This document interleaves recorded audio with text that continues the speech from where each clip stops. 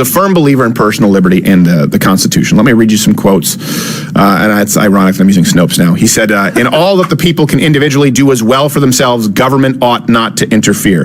We the people are the rightful masters of both Congress and the courts, not to overthrow the Constitution, but to overthrow the men who pervert the Constitution. Yeah. So this is what I want to leave you with. The shift in the South was something, and it's so funny because I often encourage being reductive.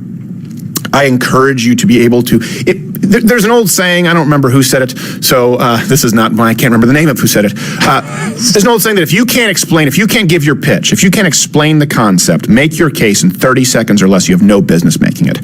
So I think it's important, I think it's a valuable skill, not to take simple topics and make them complicated, but to take complicated topics and make them simple. Why? I believe that any skill, I think this is the difference between sort of virtue signaling and reading your resume versus an actual skill. Comparing, for example, trade schools versus a gender studies degree. How do you say one is a value? It benefits others, right? A useless skill or a useless degree, or in this case, a useless gift where people want to pretend to be, let's say, hyperly intelligent. It's a gift for yourself. If you can take a simple topic and make it complicated so fewer people understand it and then use the term nuance to cover your tracks, you're not helping anybody. A valuable skill is somebody really, really smart who's able to take it and boil it down. So ironically, as someone who says there's nothing wrong with being reductive, I actually value that skill more than creating something or making it more complex than it needs to be. In this situation, look, the transition of the South to Republican took place over a long period of time. It took place over a long series of issues. And I encourage you to go check all references, again, at the website. The link is in the description. However, so it is more nuanced. But to simplify it, Republican Party was created to end slavery. That's a big reason for it. Not the only reason, but the Republican Party was born out of, inner turmoil, conflict. I sounded like a Southerner. Oil. What do you mean, oil?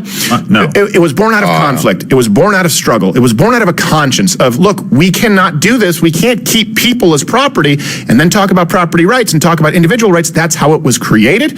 That was the reason that it existed. And you look through history, okay, they supported civil rights. You see that. And then today, you still see Democrats enacting legislatively the kind of soft bigotry of low expectations that you saw from LBJ, that you saw a long time ago, and today you still have Donald Trump, you still have Ron DeSantis, you still have today's Republicans invoking Abraham Lincoln. So they were anti-slavery, they were anti-racist back then, and the people today still want to have him on their money and get his endorsement. There's a lot that happened in between. Just don't buy the premise from the left, because if you just fact-check a little bit, just a couple of points, it falls apart. And by that, I mean actually fact-check, not a Snopes. Ilhan Omar may or may not have banged her brother. Okay, right now, leave a comment. We're about to go to Mug Club and take your chats. YouTube, piss off.